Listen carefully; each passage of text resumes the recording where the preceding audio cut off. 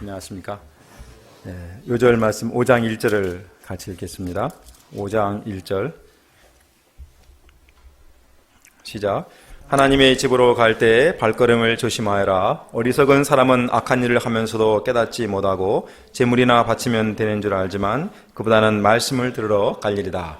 기도하겠습니다. 하나님 아버지, 귀한 전도서 말씀을 통해서 우리 인생을 사는 지혜를 가르쳐 주시니 감사합니다. 이 시간 전도자의 말을 통해서 정말로 우리 삶에서 그보다 더 힘써야 할 것이 무엇인지를 배우기 원합니다. 종을 도와주시며 저희 가운데 하나님 말씀을 깊이 허락하여 주시옵기를 기도합니다. 예수님의 이름으로 기도하였습니다. 아멘. 2주 전에 그 삼성 입사 시험이 있었습니다. 우리 중에도 입사 시험을 보러 간 분이 있는 걸로 알고 있는데 한 10만 명이 지원했는데 시험 보는 날 한 9만 명이 몰렸다고 합니다. 삼성이라는 회사에 들어가는 경쟁률이 16대 1인데 보통 삼성 시험을 이제는 대학가에서 삼성고시다 할 정도로 아주 대단합니다. 한 설문조사에 의하면 대학생들이 가장 가기 원하는 기업 1번이 삼성이라고 했습니다. 우리 중에도 삼성맨이 있습니다. 삼성맨인 은성 목자님이 공부 시간에 한 말에 의하면 얼마 전 삼성에서 직원들을 상대로 설문조사를 했다고 합니다. 그 설문조사 내용에 요즘 무엇을 가장 많이 생각하는가 하는 이 설문조사가 있는데 많은 사람이 내가 왜 이렇게 살아야 하는가, 내가 언제까지 계속 이렇게 살아야 하는가 하는 이 답변에다가 36%나 이렇게 체크를 했다고 합니다. 가장 많은 사람들의 고민이 내가 왜 계속해서 이렇게 살아야 하는가, 이 아마 고민 속에 있는 것 같습니다. 남들이 부러워하는 이 삼성맨이지만 그들도 그 가운데 나름대로 이 힘든 문제가 있습니다. 그런데 이것이 어찌 삼성맨들만의 문제이겠습니까? 삼성 아니고 뭐 현대에 들어가면 아예 뭐 자영업을 하면 문제가 없겠습니까? 사실 어디에 있든지 무엇을 하든지 정도의 차이는 있지만 늘상 반복되는 삶 가운데 사람들은 지치고 또 피곤해하고 또 괴로워하면서 살아가는 것이 인생입니다. 그리고 또 고민하죠. 내가 계속해서 이런 모습으로 살아야 되는가 하는 고민들을 합니다. 전도자는 이런 우리의 삶의 여정 속에서 정말로 우리에게 소중한 것이 무엇인가를 우리에게 말합니다. 무엇이 우리의 삶의 여정에서 가장 소중하겠습니까? 그보다도 우리가 힘써야 할 것이 무엇이겠습니까? 1장 전도자가 바라본 세상의 모습들 4장 1절로 16절입니다. 전도자는 세상에서 벌어지는 온갖 억압을 보았습니다. 억압은 학대를 말합니다. 힘이 센 자가 힘없는 자를 학대합니다. 돈 있는 자가 돈 없는 자를 학대하고 권력을 가진 자가 힘없는 자를 또 학대합니다. 직장에서, 학교에서, 또 거리에서, 심지어 가정에서 이런 일들이 끊임없이 일어납니다. 그런데 더 심각한 문제가 무엇이겠습니까? 교수에게 억압을 당하고 준호행제님이 울고 들어왔는데 룸메이트인 현중 목자님이 커피라도 사주면서 토닥토닥 등을 두드리면서 위로해 준다면 얼마나 좋겠습니까? 그렇게 하고 있겠죠? 그럼 아마 준호행제님이 새 힘을 얻고 또 다시 세상을 살아갈 힘을 얻겠죠. 그런데 세상을 보니까, 전도자가 세상을 보니까 전혀 그렇지 않았습니다. 억누르는 사람이 고통을 당하고 눈물 흘려도 어느 한 사람 위로해 준 사람이 없었습니다. 누가복음 19장에 강도 만난 이야기가 나오죠. 강도 만난 사람이 강도를 만나서 피를 흘리고 길가에 쓰러져 있습니다. 그대로 두면 곧 죽을지도 모릅니다. 그런데 지나가던 사람들이, 제사장이 지나가고 레위 사람이 지나가는데 다들 그냥 바삐 지나갑니다. 본문에 보니까 거기에 피하여 도망갔다고 되어 있습니다.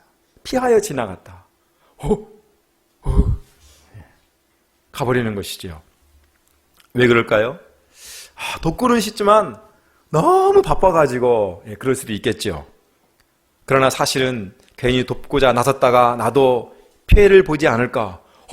이 동네 강도가 있네. 안 되겠다. 도망가는 것이죠. 이것이 세상의 인심이죠. 남이야 어찌됐든 우선 내가 살아야 한다는 마음이 사람들에게 강하게 있는 것입니다. 이런 세상의 살벌한 인심을 생각할 때 전도자는 살맛이 나지 않았습니다. 그래서 말합니다. 아직 살아 숨쉬는 사람보다는 이미 숨이 넘어가 죽은 사람이 더 복되다. 심지어 아직 태어나지도 않아서 이 세상의 험악한 꼴을 보지 않은 사람이 더 낫다, 이렇게 말합니다. 그만큼 세상에 대해서 아주 비관적입니다. 전도자만이 아니라 우리도 오직 자기만을 생각하는 사람 보면 세상 살맛이 떨어지죠. 세상을 살더라도 밥맛이 떨어지죠. 그런데 세상의 추한 모습은 이것만이 아닙니다. 4절을 보겠습니다. 온갖 노력과 성취는 바로 사람끼리 갖는 경쟁심에서 비롯되는 것임을 나는 깨달았다. 그러나 이 수고도 헛되고 바람을 잡으려는 것과 같다. 전도자는 세상의 온갖 노력과 성취가 사람끼리 갖는 서로 경쟁심에서 비롯되는 것임을 깨달았다고 했습니다. 오늘 우리가 누리는 많은 것들이 어떻게 생겼는가 했더니 바로 이 서로 치열한 경쟁 속에서 나왔다는 것입니다. 삼성과 LG가 세탁기를 갖고 막 경쟁합니다. 하다 보니까 더 좋은 세탁기가 나왔습니다. 옛날에는 꿈도 꾸지 못하던, 제가 어렸을 때만 해도 정말로 저희 어머니는 우물을 길어가지고 이 한겨울에 얼음을 깨서 방망이를 두드려가지고 빨래를 했어요. 그리고 나온 게 짤순입니다. 돌아가면서 물 짜는 거. 빨래하고 나면 꼭 저를 불러가지고 어린 나이가 그 빨래 한쪽 끝을 붙잡게 해가지고 막 이렇게 해가지고 빨래를 해가지고 널고, 저녁이 되면 이 겨울에 빨래가 이렇게 안 말라가지고 다 얼어 있어요. 근데 이제 어린 나이가 그거를 걷어오라면 귀찮으니까 팍 걷다가 빨래가 부러집니다. 그러면 옷이 끊어지는 거죠. 그래서 또 그거 들고 이렇게 벌쓰고 뭐 이런 기억이 있는데, 꿈 같은 얘기죠? 그런 세상이 있었어? 아마 그럴 거예요. 지금은 뭐 넣어놓으면 쫙 말라가지고. 이 좋은 세탁기가 LG와 삼성이 막 경쟁하면서 연구하다 보니까 나온 거예요. 우리가 덕을 보고 있습니다. TV 갖고 경쟁하다 보니까 기가 막힌 TV가 나왔습니다. 더 좋은 스마트폰이 나옵니다. 경쟁이라는 것이 이렇게 좋은 면도 있습니다. 그런데 삼성이나 LG에서 그 치열한 경쟁에 지지 않기 위해서 압박당하며 고생한 연구원들은 어땠을까요? 그들은 아마 세탁기만 보면 이가 갈릴지도 모릅니다. TV 쳐다도 안 볼지도 모릅니다.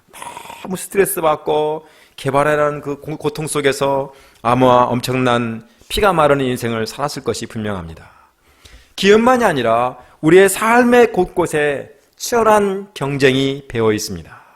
경쟁이 있기 때문에 게으르게 살지 않고 더 열심히 노력하는 것은 좋아 보일 수 있습니다. 또 그 가운데 능력도 나오고 발전도 있습니다.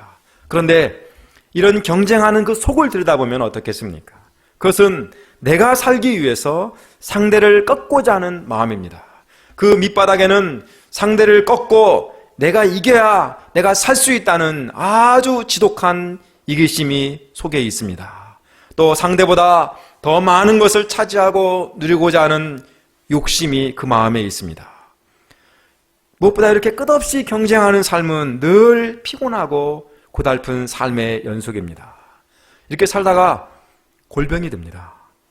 더 큰 문제는 그렇게 죽어라고 경쟁해서 이겨봤자 그 경쟁심이 지나가 보면 다 헛수고를 하는 것입니다. 내가 저놈을 이겨먹어야 되겠다라고 그냥 해봤는데 그 친구는 나에게 관심도 없어요. 나중에 보니까 어디 사는지도 알지도 못해요. 나는 이겼다고 좋아하는데 자랑할 사람도 없어요. 다 헛것이라는 것입니다. 경쟁하다 보니까 더 좋은 TV를 만들고 더 많은 것을 이룬다고 할지라도 정말로 그것이 내 인생에 정말로 핵심적인 소중한 것은 아닙니다. 더구나 무조건 이기고자 하다 보면 온갖 못된 것들이 다 동원되죠. 그 가운데 사람의 인격과 영혼이 망가집니다. 전도자는 다 그렇기 때문에 바람을 잡으려는 것이다 이렇게 말하고 있습니다. 그러다 보니까 무슨 생각이 나와요? 다 소용없는 것이다. 그냥 팔짱을 끼고 앉아가지고 아무것도 안 하는 게 좋은 것이요. 그렇게 사는 사람도 있습니다. 이들은 세상을 초월해서 멋지게 사는 사람처럼 보입니다. 흐르는 바람 따라 구름 따라 가는 대로 그냥 사는 것이 인생이야 하는 사람도 있죠. 그러나 전도자가 무엇을 말합니까? 팔짱을 끼고 앉아서 제 몸만 축낸다라는 당시의 속담을 인용하면서 이렇게 게으르게 사는 사람도 결국은 자기만 망하게 할 뿐이다, 이렇게 말합니다. 경쟁도 안 되고 아무것도 안 하는 것도 망하는 것이라면 우리는 어떻게 살아야 되겠습니까? 6절 한번 같이 읽어볼까요? 6절 시작.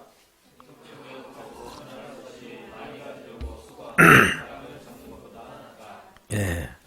적게 가지고 편안한 것이 많이 가지라고 수고하며 바람을 잡으려는 것보다 낫다. 경쟁하는 이유는 더 많이 가지려는 욕심에서 비롯됩니다. 상대를 이기고자 하는 승부욕이 있습니다. 그런 삶은 쉼이 없지요.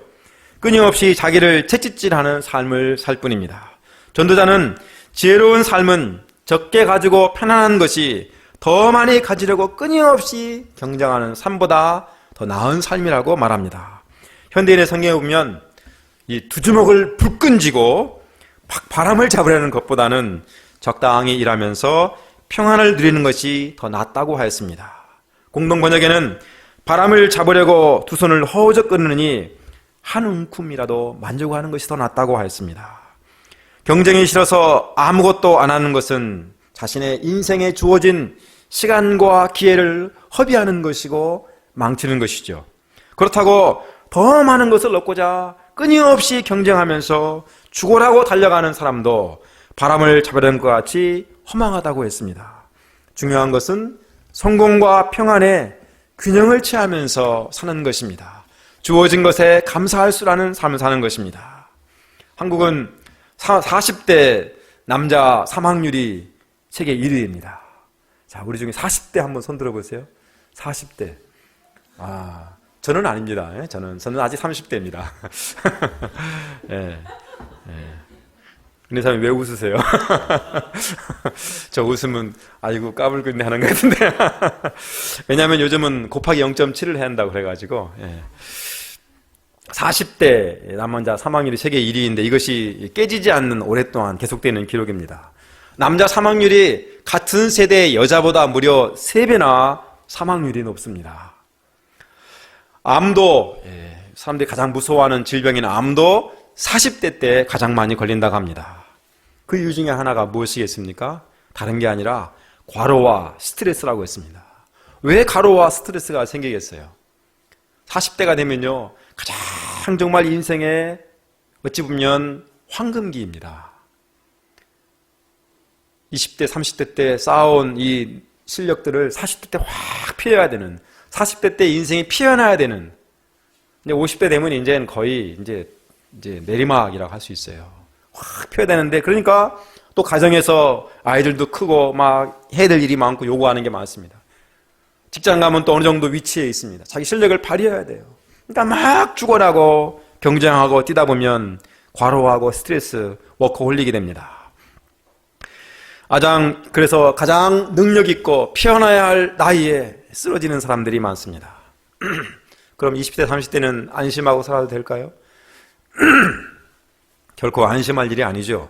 결국 자신도 서서히 이런 패러다임에 빠져가지고 그렇게 살아갑니다. 그러므로 지금부터 어떻게 살아야 할 것인가 하는 방향을 잡아야 되겠죠. 우리는 내가 원하는 만큼 두 손 가득이 움켜쥐고자만 할 것이 아니라 한 손에 든 것만으로 만족하고 평안을 누리고자 할 수 있어야 됩니다. 주어진 것을 감사하며 기쁘게 사는 것을 배워야 됩니다. 이게 아주 중요한 문제예요. 그런데 참 이것이 사실 말처럼 쉽지가 않습니다. 이거 어려운 일이에요. 언젠가 세브란스의 정신과 의사이시고 장로님이신 분이 와서 저희 스텝 목자들 데리고 특강을 한 적이 오래전에 있는데, 그분이 말하기를 목회자의 70~80%가 우울증 환자라고 그랬어요.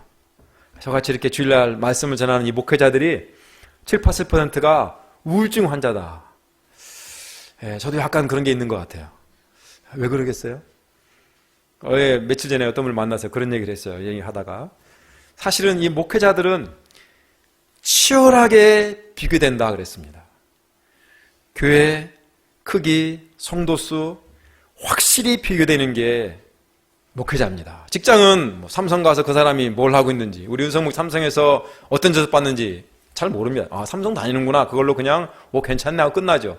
목회자는 그가 사역하는 교회 크기, 신도수가 다 공개됩니다. 그 옆에 교회, 그 옆에 교회, 누구 막 비교하다 보니까 비교하면 기분 좋은 사람 몇 사람이 있겠어요? 비교하면 기분 좋은 사람이 있을까요? 비교하면 기분 좋은 사람 거의 없습니다. 잠깐 기분 좋았다가도 화가 납니다. 우울증에 빠지지요. 우리 대부분 사람들이 그럽니다. 나는 그래, 전도자가 말한 대로 주어진 것을 감사하고 내 동역자도 좀 부족하지만 사랑하고 우리 아들들이 좀 문제가 많지만 사랑하고 이렇게 살아야 되겠지 하다가도 누가 어떻네, 이웃집에 누가 뭐 하네, 내 친구가 어떤 하는 이야기를 듣는 순간 갑자기 눈빛이 달라집니다. 끊임없이 비교하는 마음이 우리의 행복을 빼앗아갑니다. 정말로 자신을 지키고 행복의 세계를 찾아가는 것이 이 때문에 쉽지가 않습니다.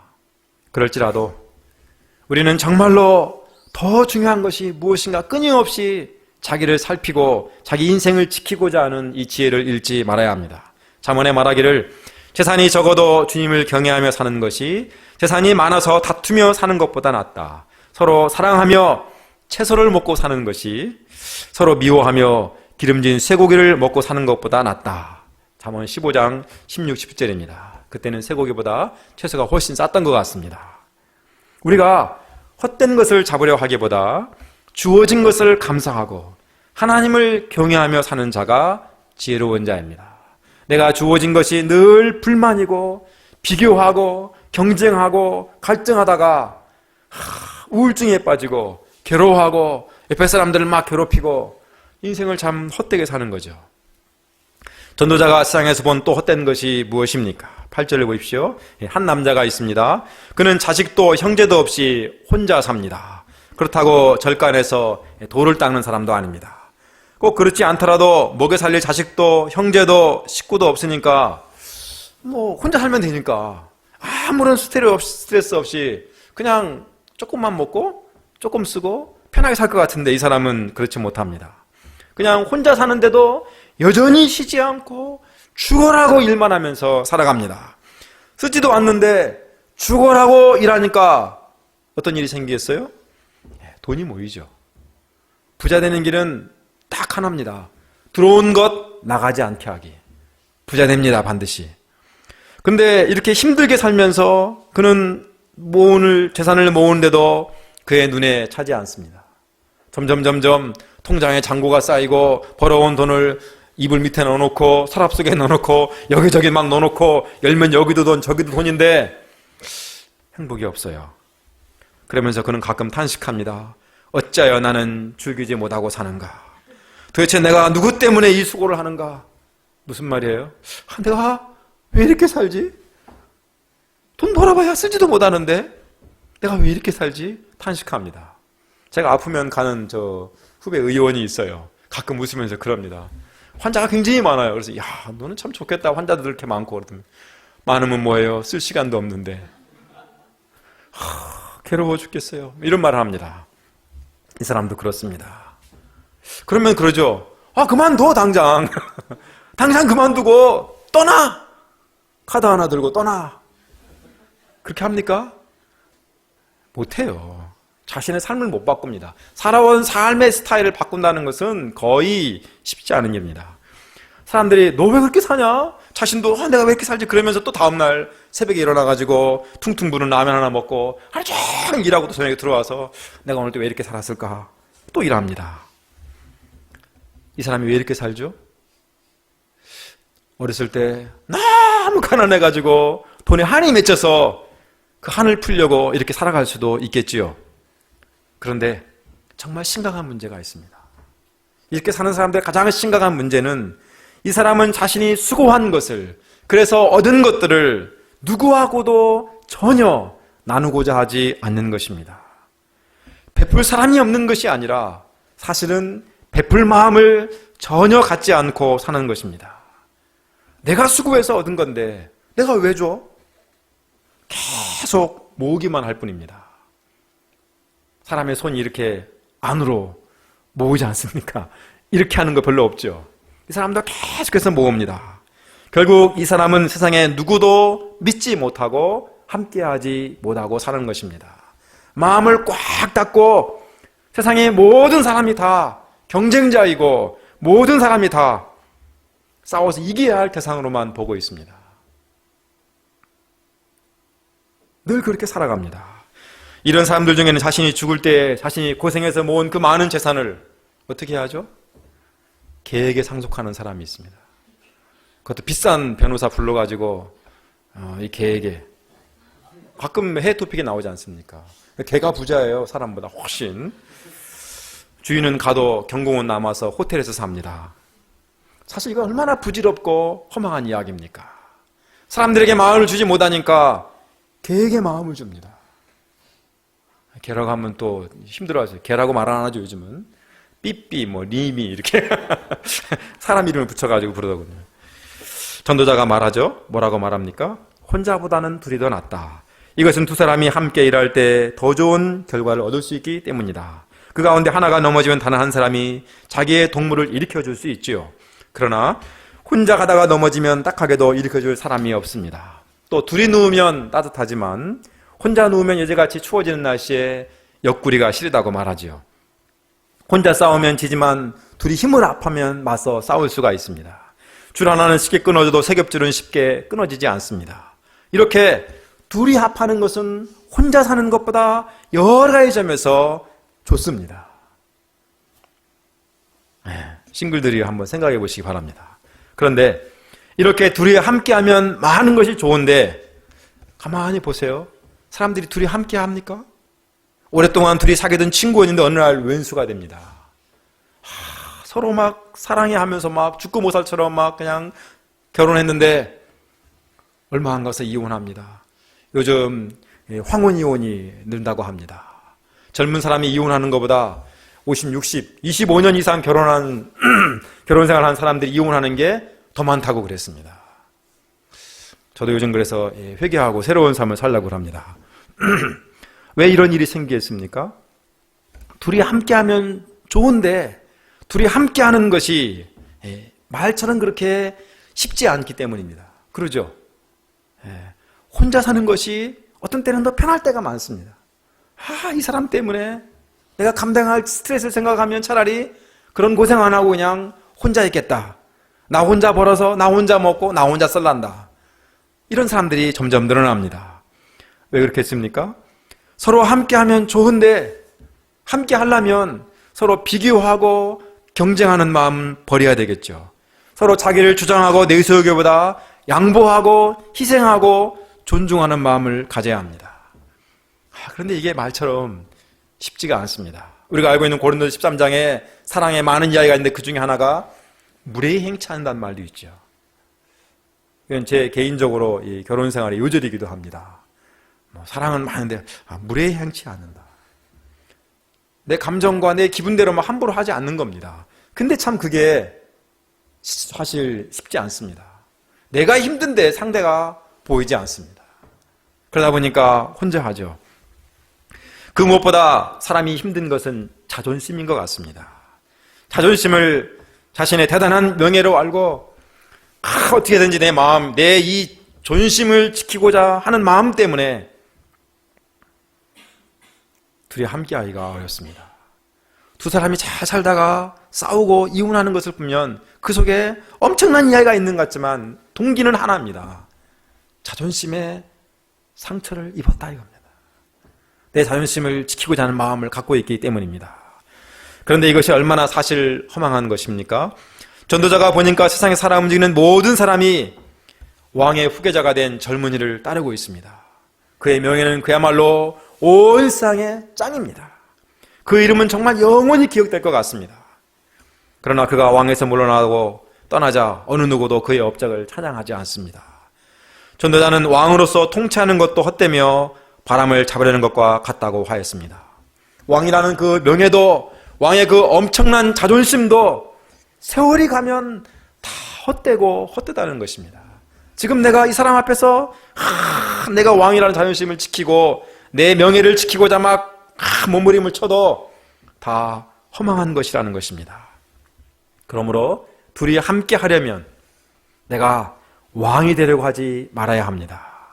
내가 왕이 되어봤자, 내가 이 둘이 함께 사는데 왕이 되어봤자 내 말 들어줄 사람은 내 부하는 한 사람밖에 없습니다. 많아야 몇 사람, 또 힘없는 눈치 보는 가족들밖에 내 부하가 없습니다. 그러니까 왕이 되려고 자존심을 세우려고 주장하다 보니까 나와 함께하는 한 사람도 내가 사랑으로 이해하지 못합니다. 내가 왕이다, 나는 왕이로소이다, 내 말 들어라, 나를 따르라 하다 보니까 다 나를 힘들어합니다. 누구도 품고 섬기지 못합니다. 집에서 식구도 이 피곤한 대상입니다. 또 나와 함께 가는 동료도 경쟁자요, 시기와 미움의 대상일 뿐입니다. 다 바라보면 기쁨이 아니라 그냥 피곤한 사람들이에요. 많이 벌어도 왜 이렇게 수고하며 살아야 하는가는 탄식하는 삶이 계속됩니다. 그러므로 우리는 나의 욕심과 경쟁심과 자존심을 내려놓고 있는 것을 즐기고 나와 함께하는 사람들을 존중하는 삶을 살아야 됩니다. 가정은 지상의 천국이란 말을 하죠. 가정은 지상의 천국이 될 수 있고 지옥 옆 동네가 될 수도 있습니다. 지옥은 아니죠. 지옥 옆 동네. 이 차이가 어디서 오는가? 내가 나와 함께하는 가족들을 어떻게 대하는가 하는 데서 오는 것입니다. 내가 이들을 존중하고 이들의 자존심을 세워주고 이들을 섬기면 천국이 되는 것이고, 내가 이들을 무시하고 내가 왕이다, 나를 따르라 하는 형편없는 왕이 되면 다 나를 무시하고 나를 힘들어하고 지옥 옆 동네가 되는 것입니다. 우리가 서로 존중하는, 서로 함께하는 가운데 행복을 누리는 지혜로운 삶을 살기를 바랍니다. 이제 그보다는 말씀을 5장 1절로 9절을 보겠습니다. 자, 세상에서의 삶은 치열한 경쟁의 연속입니다. 내 곁에 있는 한 사람도 사랑으로 품고 이해하고 섬긴다는 것이 참 쉽지가 않습니다. 그러다 보니까 늘 당겨놓은 화살처럼 삶이 팽팽하고 긴장 속에 있으니까 피곤하죠. 그래서 위로를 받고자 저녁만 되면 개콘 앞에 다 앉아서 웃고 있습니다. 그런데 정말 위로받고자 어디로 갑니까? 지혜로운 사람은 하나님의 집으로 갑니다. 그런데 하나님의 집에 간다고 해서, 하나님의 집에 와서 이렇게 예배를 드린다고 해서 힘이 오는가? 힘이 와야 되는데 꼭 그렇지 않다는 것입니다. 자, 우리가 어떻게 해야 쉼을 얻겠습니까? 바른 자세가 무엇입니까? 5장 1절 한번 같이 읽어볼까요? 5장 1절 시작.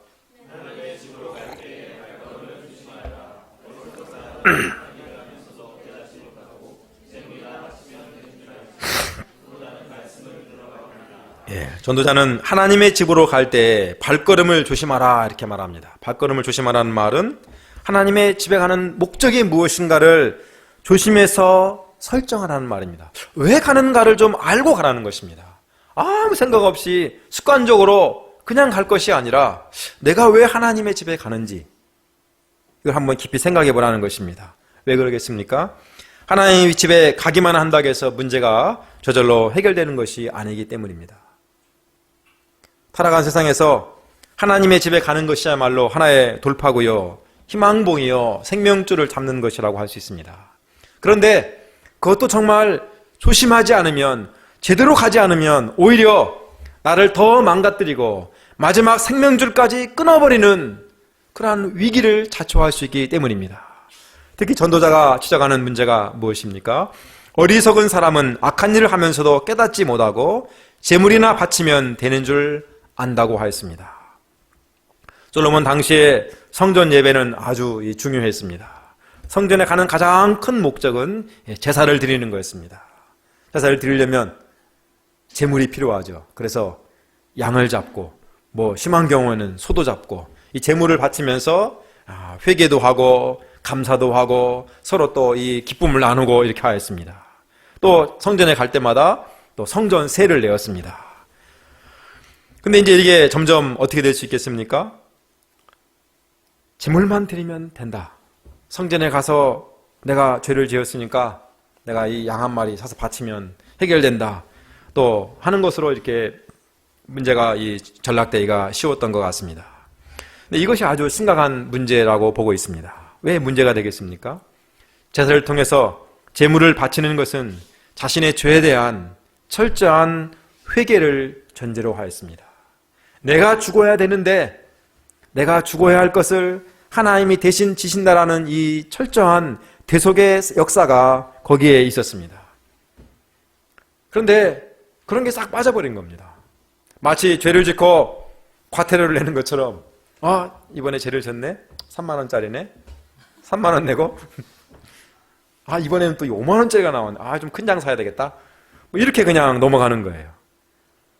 그러니까 하나님의 집에 가서 제물만 드리니까 전혀 삶의 변화가 없고 마음에 감동이 없습니다.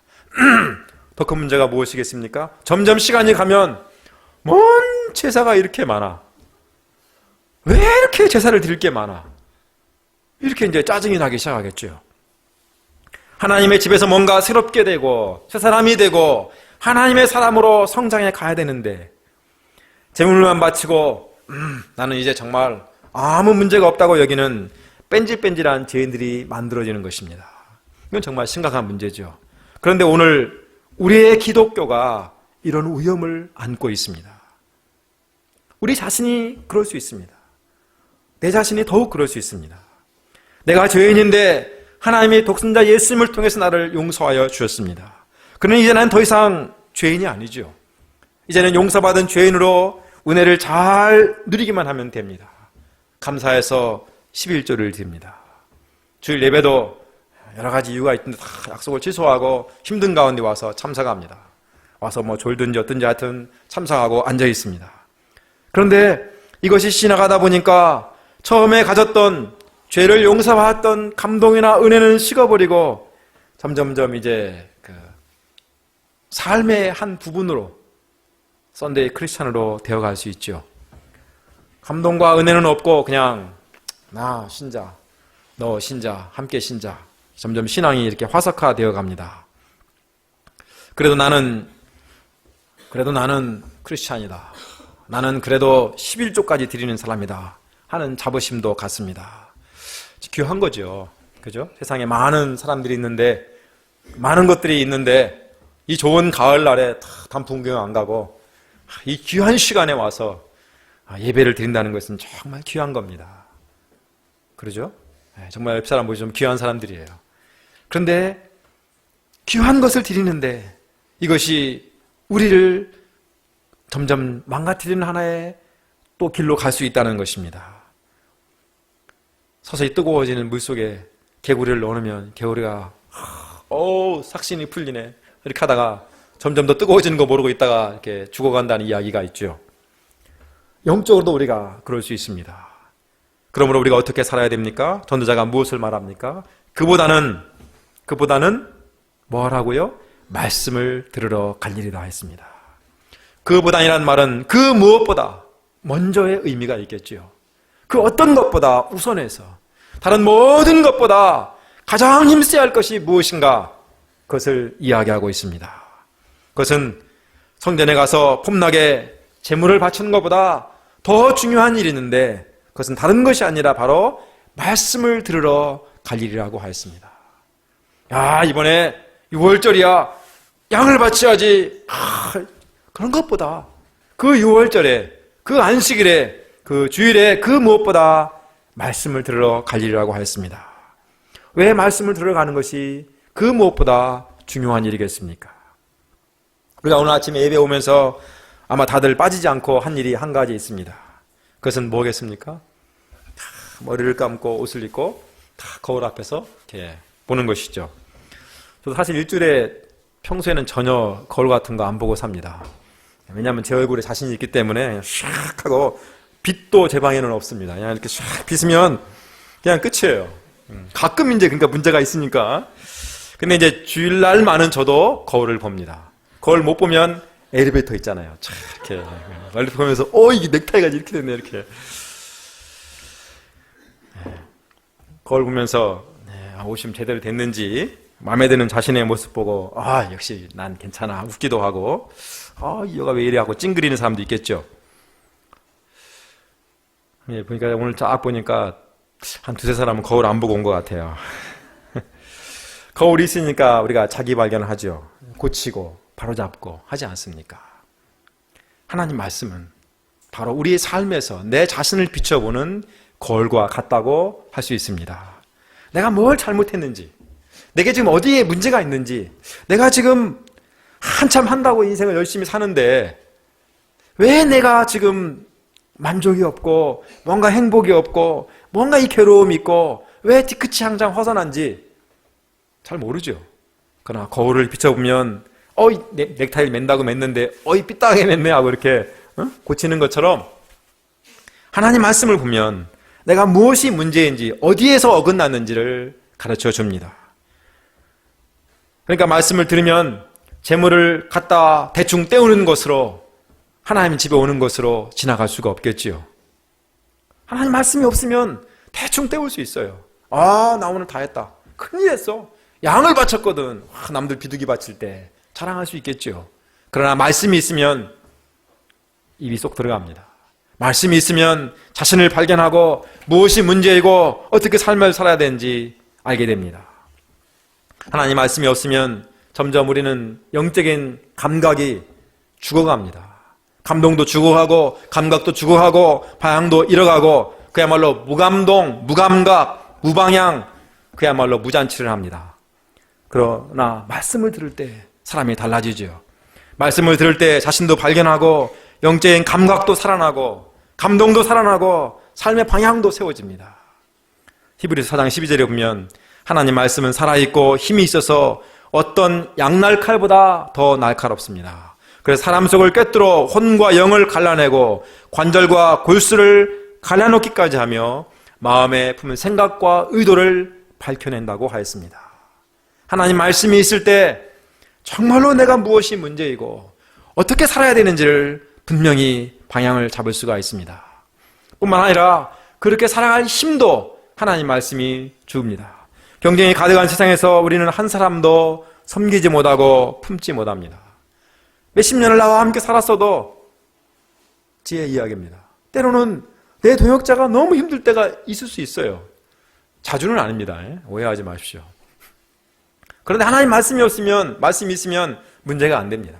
말씀이 없고 나도 힘들면 막 그냥 짜증 내다가 이제 한 대 맞을 걸 두 대 맞죠.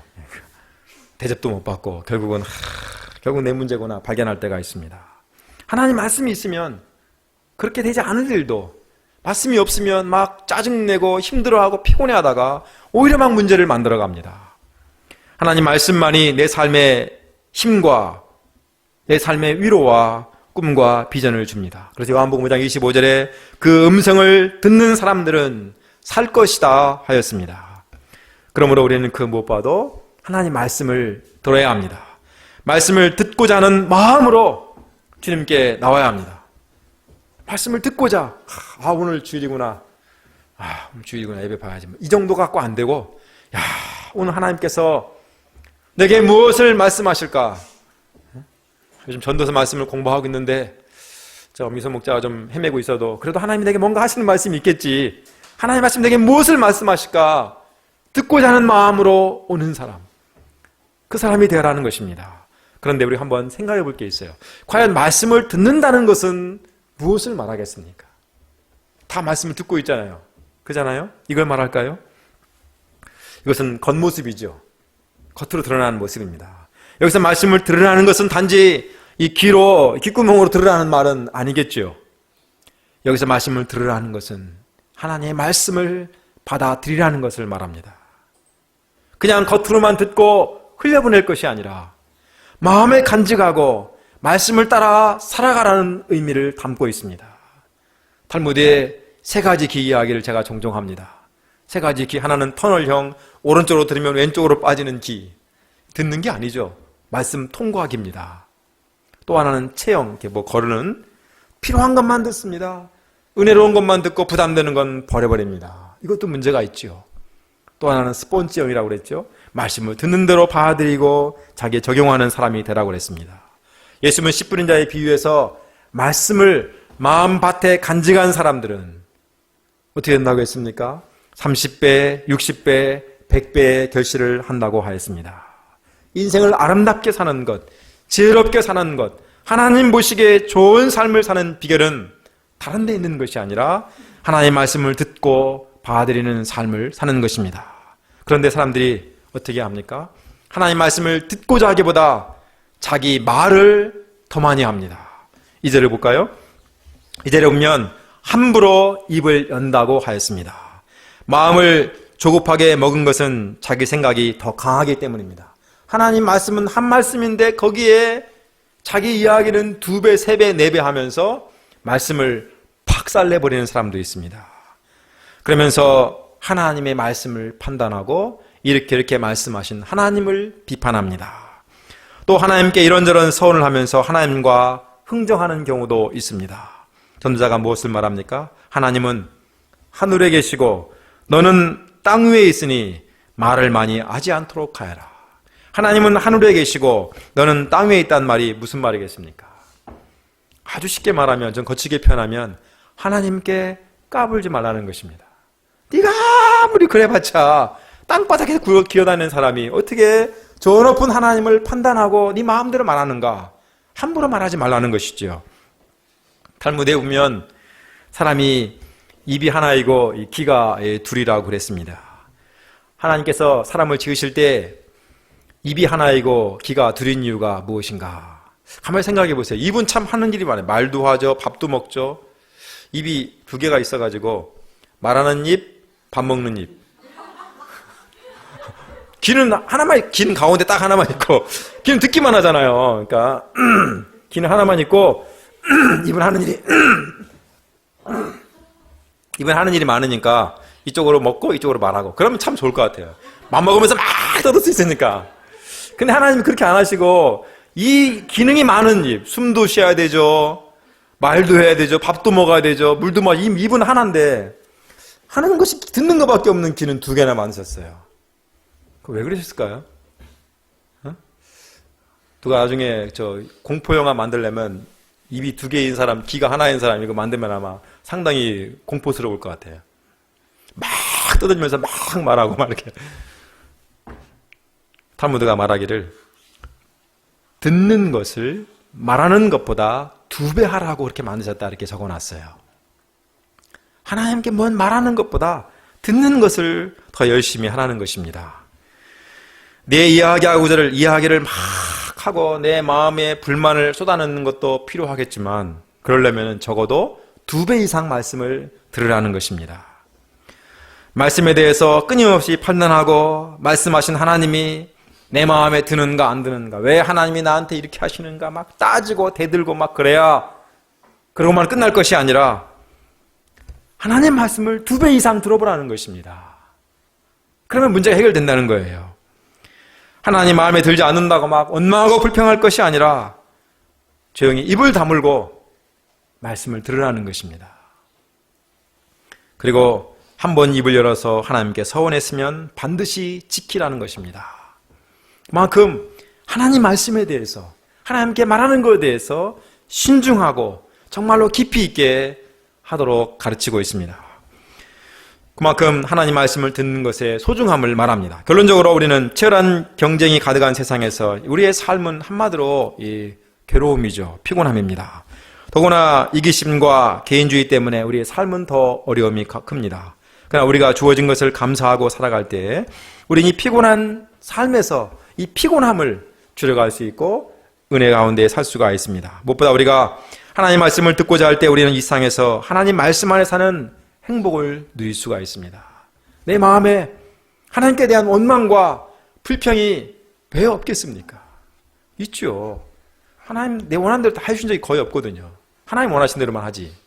원망과 불평이 있지만 나오고자 하는 말을 거두고 말씀을 더 열심히 들을 때 내 원망과 불평도 하나님의 귀한 뜻 가운데서 이해되고 오히려 세상을 살아갈 수 있는 힘과 지혜를 얻을 것을 확신합니다. 우리가 그 무엇보다도 하나님 말씀 듣는 삶에 집중할 수 있기를 간절히 기도합니다. 기도하겠습니다. 하나님 아버지, 오늘 우리에게 세상에 사는 지혜를 가르쳐 주시니 감사합니다. 경쟁과 또 이기심과 개인주의가 가득한 세상에서 우리의 삶은 고단하고 피곤합니다. 그러나 우리가 움켜쥐고자만 할 것이 아니라 더불어 함께 나누고 주어진 것을 감사할 때 우리의 삶이 고단함이 줄어들고 무엇보다 하나님 말씀을 들을 때 세상을 살아갈 수 있는 것을 깨닫습니다. 아버지 하나님, 우리가 참 하나님께 할 말이 많습니다. 불평도 많고 요구하는 것도 많고 또 여러 가지 따질 것도 많습니다. 그러나 주님, 우리가 이제는 입을 다물고 그 어떤 것보다 말씀을 듣는 일에 집중할 수 있도록 도와주시옵기를 간절히 기도합니다.